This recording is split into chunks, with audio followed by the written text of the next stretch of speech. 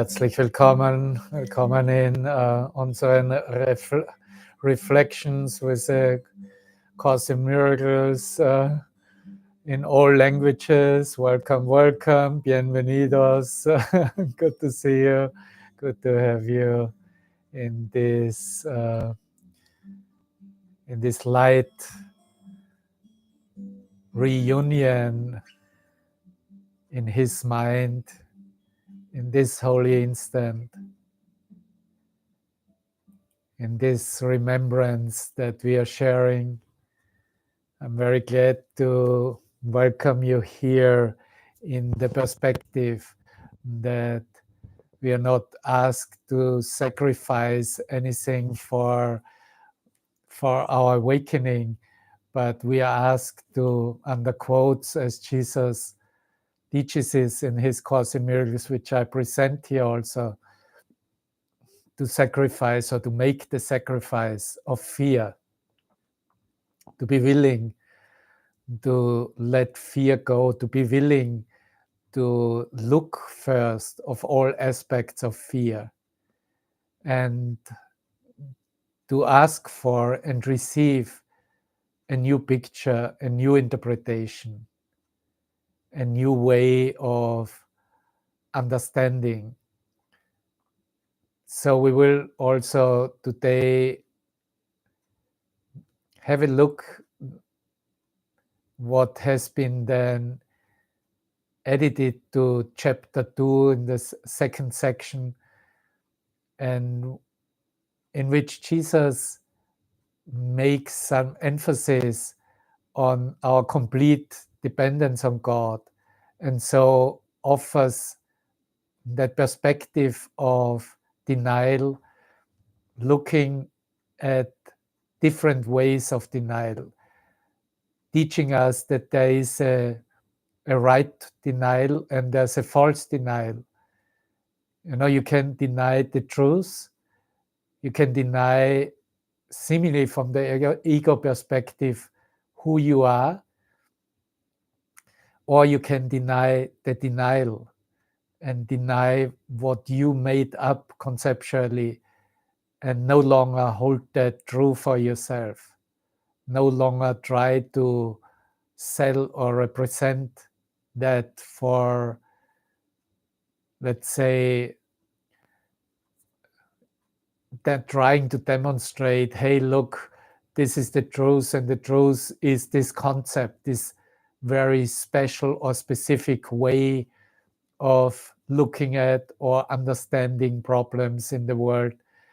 Because all these very specific and special ways, as the human mind loves to categorize everything and put in categories, is really just an expression of fear.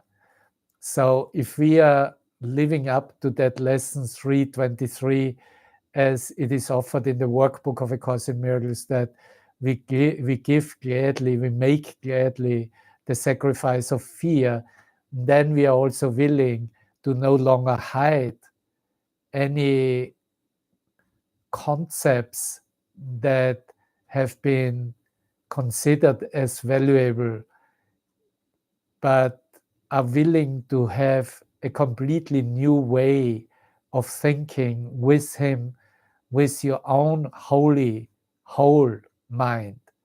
That is what Holy Spirit is. And so we, of course, it needs first the letting go of all what we thought, what I thought that it is, that I have given meaning. And these aspects are the aspects of pain, suffering, and death ideas. So we are only asked to let go of the suffering that we thought within the human conceptual mind is so needed, is what everybody has to come around and has to be. It became a reality within the fear-driven mind suffering became a reality. And no wonder that there was a loss of understanding who we truly are, what we truly are. And I'm speaking here about as we are created perfect and whole by whatever you want to say, God, your source, love itself. But one thing must be clear, and this is maybe the reason and the purpose of us coming together in teaching, learning situations. None of us, you neither, none of us has created himself. I have not created myself. You have not created yourself. We have not created ourselves. We are not that what we made up in our mind. What we created, under quotes, what we made as a physical identity, a body identity, is not who we are. Was not really created. It was made up. And so with this identification of making up that identity as a body, in a body, with a body, for a body, and so on and so forth, against bodies, right? Is all part of that self-conception, that making through the freedom of power of mind, but making up literally hallucinations, illusions. But when we are talking about creation, then we are talking about whole mind. And Jesus gave us here clear instructions that we are talking about God's thought or thoughts, about that recognition that does not have any opposite, that is not part of illusions. And so we are talking here about true identity that is understood as the Son of God, or understood as love creates as itself. And in that lesson 323 that I'm practicing today, starting with the 1st of January. So the year goes fast, and this 1 year mind training series will be over in a moment, just a little bit more than a month. And here in this session, here is an expression that there is a willingness within our mind in that contact with our source, with God, to give up, to let go of all the suffering. Yeah, it is the invitation of every awakened mind, every teacher, every expression of the Holy Spirit will ask you to give up your suffering identity as a human being, because none of it is what you truly are. And with that suffering and that willingness to let that suffering be replaced by a higher value of joy, love, light experience, also all sense of loss, all sense of sadness, all anxiety, all forms of fear and doubt are expressed in that willingness to give up. The sacrifice was always associated with loss. You know it as well as I know. We sacrificed our lives for higher values as they were described, of the society, of political leaders, of authorities within the community.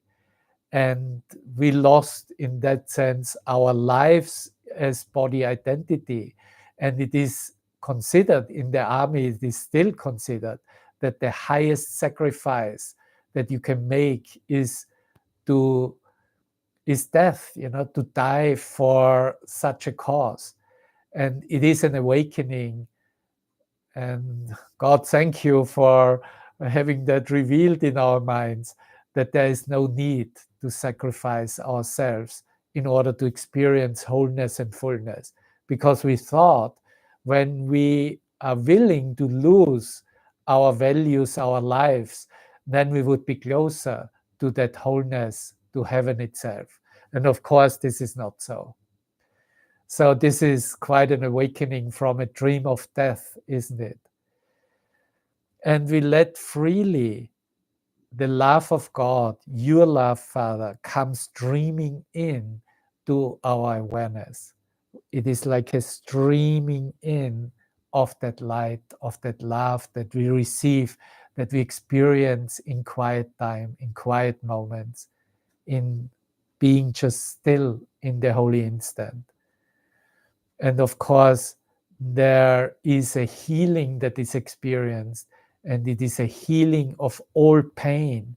It is a healing of all separation thought. It is a healing in which the mind becomes fearless.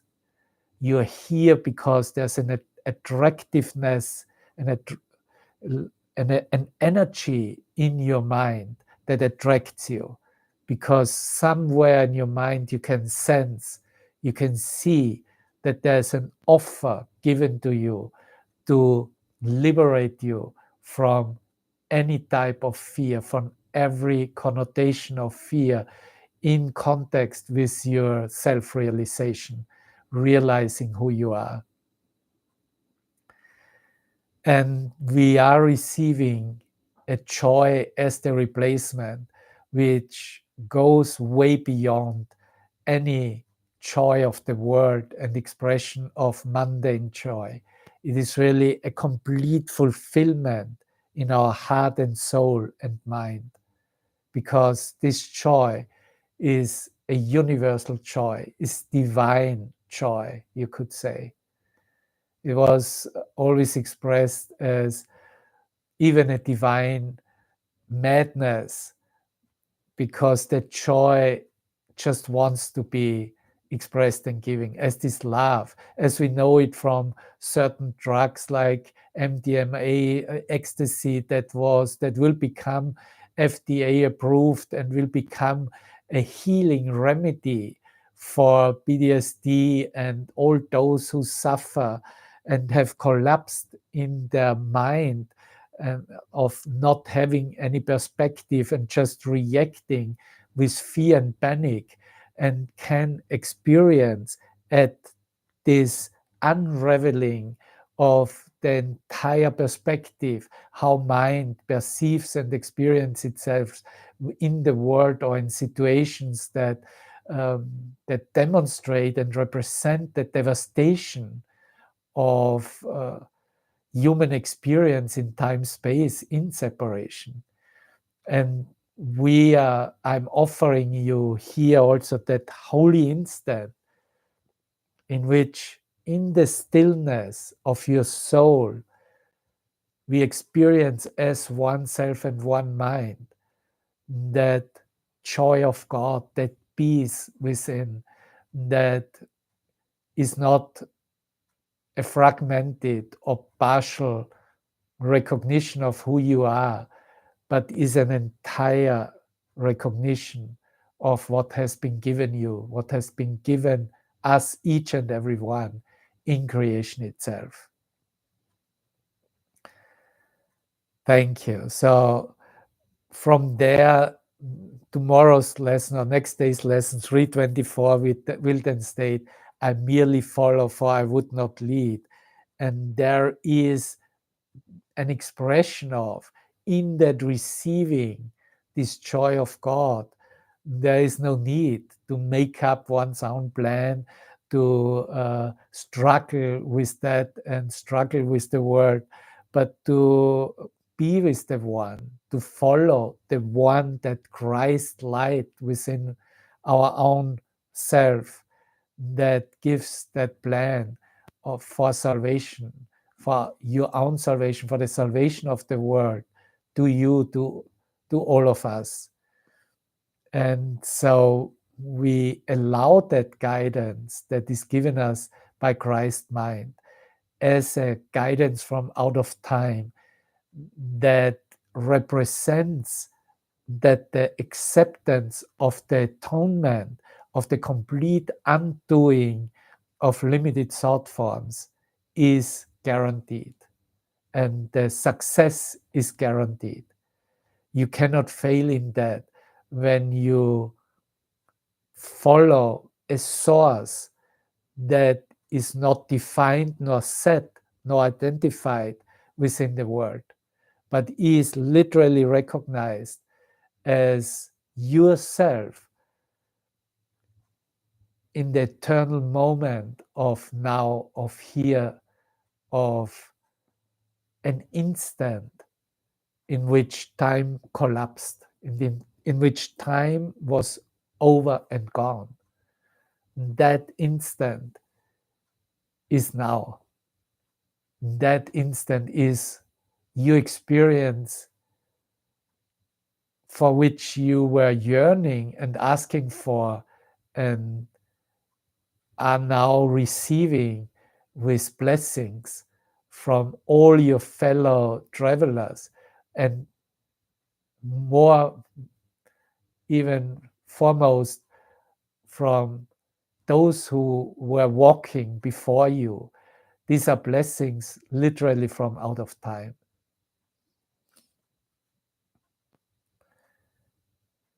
And so to set the way, to go along, accept the role you take, to go along and allow that way to be the pointed path for you on your way home, is offering you your experience and recognition that you can no longer lose the way. You are no longer lost in a myriad of concepts in which you were just denying the truth, denying yourself. And if we follow one, if we follow him as he is expressed here in this Course in Miracles, as this manifestation of your own holy, whole mind, then we are also entering a certainty that this is the way, as the way is shown us through this guidance, let's say this device called A Course in Miracles. And this is not really just a book or words given to a practitioner, to a student, but this way is an energetic way that is received with our whole mind, and so makes a complete change also on all levels of physicality, cellularly, emotionally, mentally. So this is how our awakening is orchestrated. This is now what we can offer to each other, to the world, to our world we still see, which is just a reflection, an illusionary reflection of what we believe to be ourselves. And from there, of course, we arrive at the certainty that we are not walking alone, that we are not alone, that minds are joining, have joined, that we walk together home into peace, disappear literally with that limited sense of a human being or of a split mind, to walk together into holiness, into whole mind. Share from now on holiness and whole mind. And he mentions it here then in this lesson 324.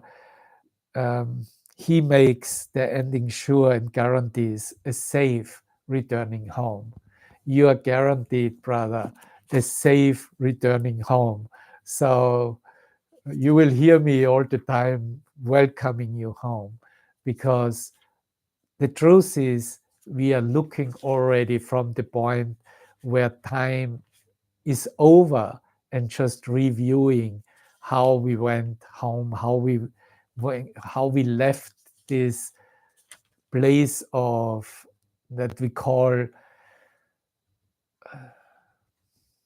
a separated dream, a dream of separation, a world in which everybody lives in his own bubble and has its own truth. This is how the denial that has been left to the ego's plan for salvation has been demonstrated would be or should be your reality.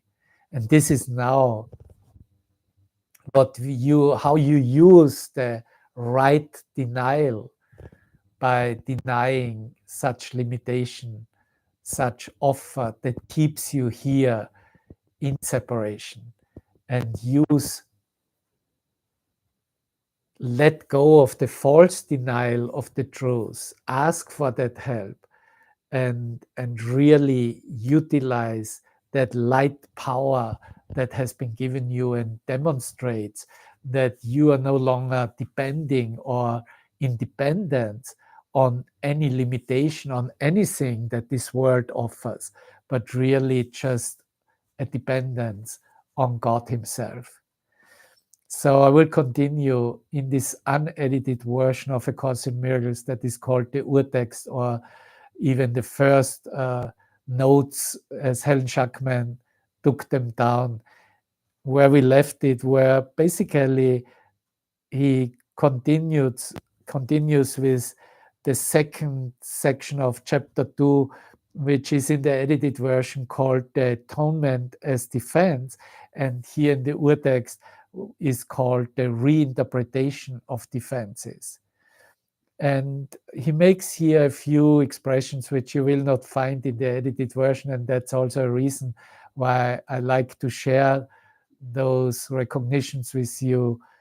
As he says here, when you are afraid of anything, you're acknowledging its power to hurt you.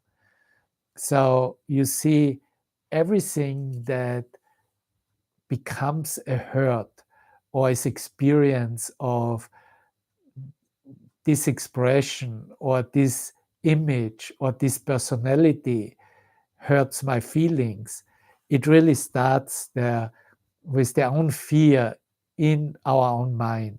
When you are afraid of anything, then you are acknowledging its power, that it can hurt you. It is that fear that acknowledges the power that you are not invulnerable, that you are vulnerable and can be hurt. The truth is, as you are created whole and in perfection, you are completely invulnerable. You cannot be hurt by anyone or by anything. Remember that where your heart is, there is your treasure also. This means that you believe in what you value. See, we cannot often enough make that emphasis, that the belief in what is valued, because that determines perception, that determines our experience. If we value limitation, then that will be our experience. Then, of course, that will also be the reflection that the world is giving us. And that is then mostly what is experienced as an attack thought that hurts. If you are afraid, you are valuing wrong. Human understanding will inevitably value wrong, and by endowing all human thoughts with equal power, will inevitably destroy peace. This is why the Bible speaks of the peace of God, with which passes understanding, which passes the human conceptual understanding.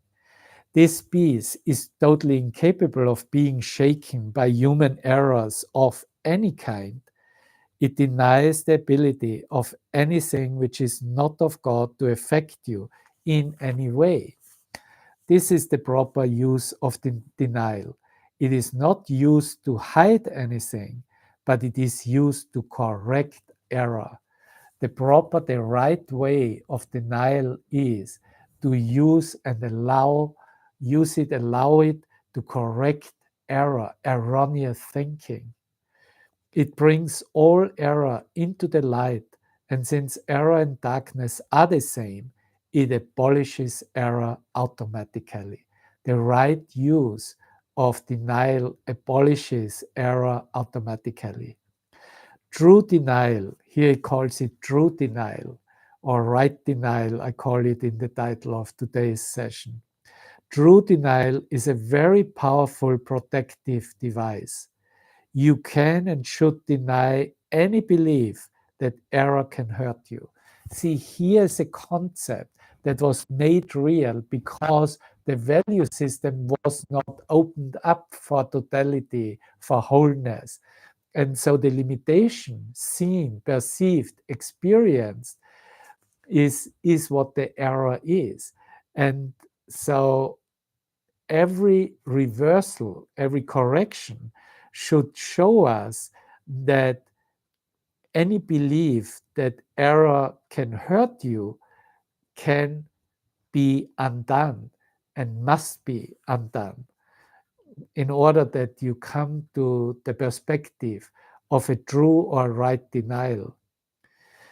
Continuing, this kind of denial is not a concealment device, but a correction device. The right mind of the mentally healthy depends on it. So if you want to call yourself right-minded, miracle-minded, you depend on a clear understanding of the use of right or true denial. You can do anything I ask, Jesus speaking, right? You can do anything I ask. I have asked you to perform miracles and have made it very clear that these are natural, corrective, healing, and universal. He gives you 4 qualities about how to perform miracles and what they are. They are natural, they are corrections, corrective, they heal, they are healing, and they are universal. There is nothing good they cannot do, but they cannot be performed in the spirit of doubt. So doubt must be undone. Doubt must be replaced with the certainty of that right minded use of denial. Remember my own question before you ask yours. O ye of little faith, wherefore didst thou doubt? That's a reference to Christ and the apostles walking on water. You have asked yourself why you cannot really incorporate my words. The idea, he writes, he dictated here in parentheses. The idea of cannibalism in connection with the sacrament is a reflection of a distorted view of sharing. I told you before that the word thirst in connection with the Spirit was used in the Bible because of the limited understanding of those to whom I spoke. I also told you not to use it. The same holds for expressions like feeding on. There's a connotation of, right, you drink the blood, you feed on. It's he names it right there. He calls it, we're talking here basically about cannibalistic uh, expressions or perceptions. Symbiosis is misunderstood by the mentally ill who use it that way. But I also told you that you must recognize your total dependence on God, a statement which you do not like. This is what I was just making an emphasis. We are arriving at the total dependence on God. And only by that acceptance of the total dependence of God, the mind is free of doubt. When the mind is free of doubt, then nothing can hurt this mind. So there is miracle mindedness, something that comes with it as a complete natural expression. But remember, we are talking here still about correcting error. And it is the belief that error can hurt you. So that idea of error needs to be undone. God and the souls he created are symbiotically related. They are completely dependent on each other. The creation of the soul itself has already been perfectly accomplished, but the creation by souls has not. God created souls so he could depend on them because he created them perfectly. Those who are with discussing miracles, we know that the word soul has then been replaced with spirit because it was considered controversial. He also here he uses it in the context of a plural, souls.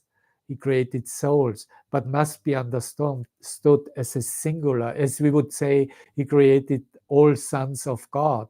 But in truth, it is the recognition of one Son of God. So you can always, if you read such things, bring it into the singularity of understanding that there is in truth just one Son of God that is perfectly created by his Father, by his Creator. He gave them his peace, and so they would not be shaken and would be unable to be deceived. Whenever you are afraid, you are deceived. Your mind is not serving your soul. This literally starves the soul by denying its daily bread. And I always love to have in my mind that this idea of the daily bread is the idea of the light experience, of receiving light and love and peace.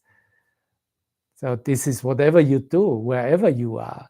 And if it is a quiet time, or if you're busy, or if you're thinking very actively, remember that the daily bread, to receive that daily bread, makes it a full experience, goes beyond the limited meaning that has been given previously on the perceptual level.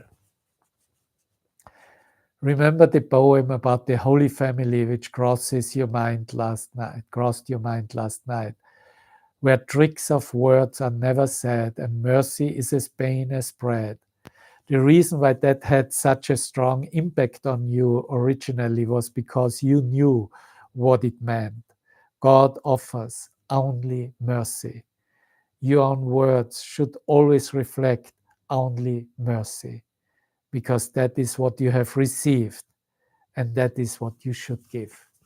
Giving and receiving are one in truth. If you are aware that you received mercy, you also know your responsibility of offering mercy to the world, of those who are the so-called enemies, of those who are the attackers and the bad guys. Offer them mercy in your mind, and you will see how that changes miraculously. Its judgmental side rises only because man is capable of injustice, if that is what his mind creates. You are afraid of God's will because you have used your own will, which he created in the likeness of his own, to miscreate. What you do not realize is that the mind can miscreate only when it is not free. An imprisoned mind, a mind that is bound, right, that is in separation, is not free by definition. It is possessed or held back by itself. Its will is therefore limited and not free to assert itself. The three things that crosses your mind, which was comparatively free of the time, are perfectly relevant. First, it is all right to remember the past, provided you also remember that anything you suffer is because of your own errors. Anything that a human being suffers is because of his own errors. Second, in this context, you remark that after the burning, I swore if I ever saw him again, I would not, in parentheses, not was written in later, I would recognize him. I would not recognize him. Note, by the way, that you did not put in the not until afterwards. that is because your inherent correction device was working properly at the moment. The result is that you are not denying me. This is where it always goes towards that recognition. Am I denying the truth? Am I denying who walks besides me? Am I denying who is in charge of the plan and guides me home, as we were just sharing it with the lesson of the day? Am I accepting that guidance? Am I about that, of no longer denying that? Because all that is the denial of literally God's plan for the salvation of the world, which is, of course, your own salvation. Third, the story about Hinda, Hinda. This was an excellent example of misperception, which led to a totally unwarranted fear of a person.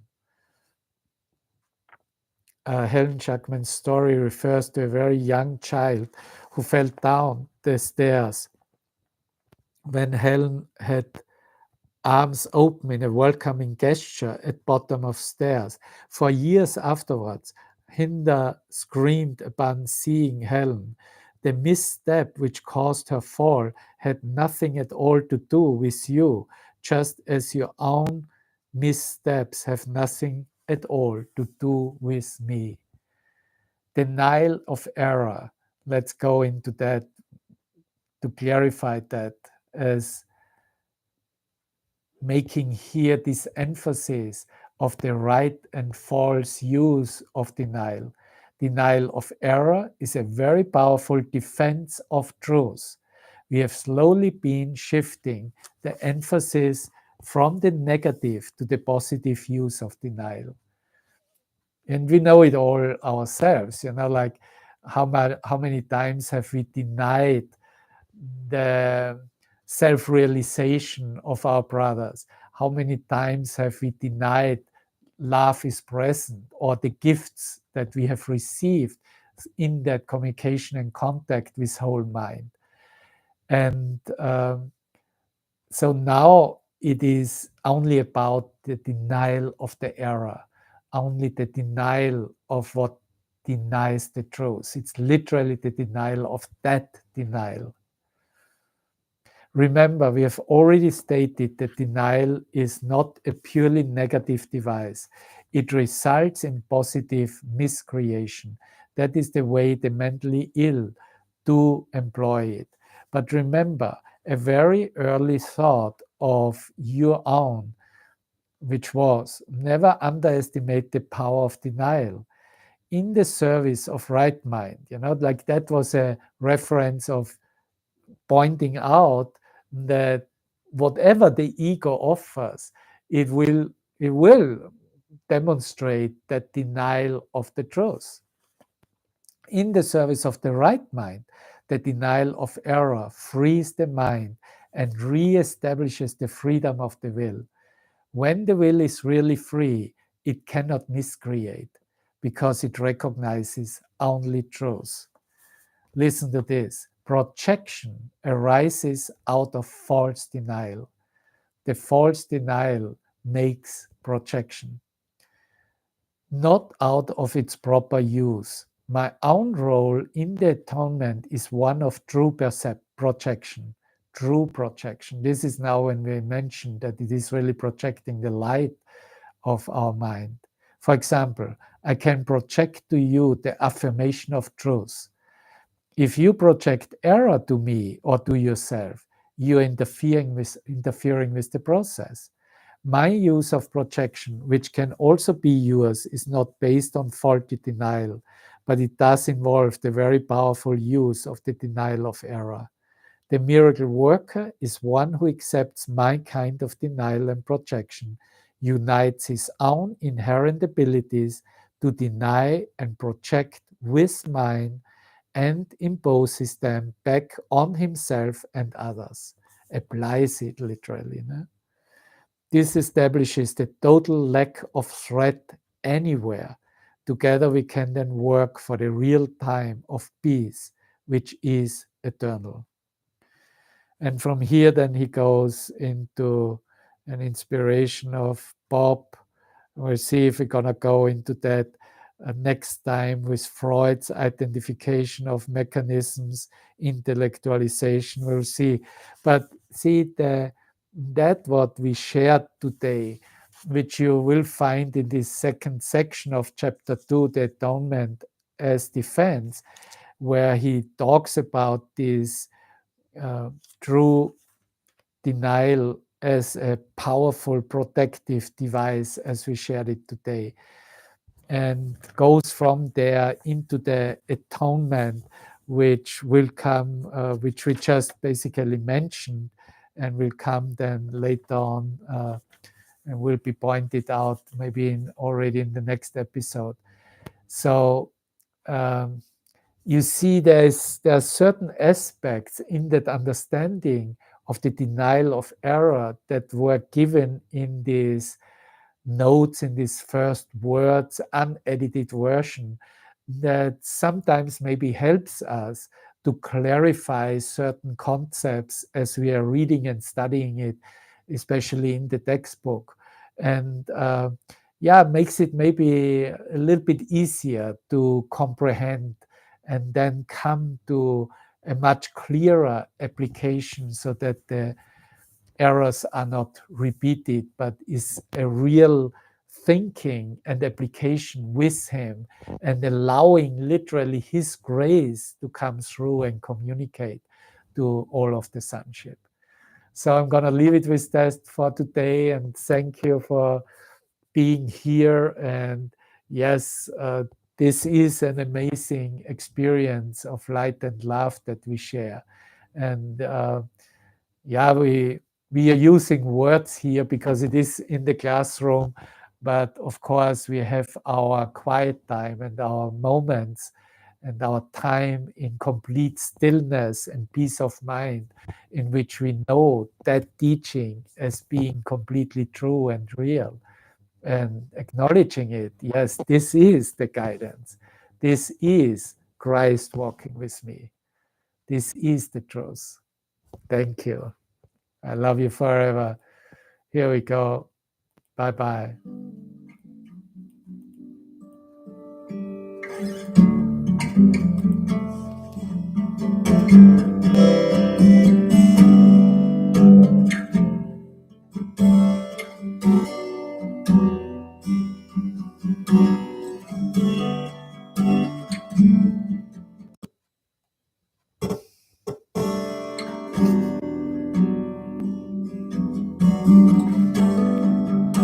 Thank you. Bye.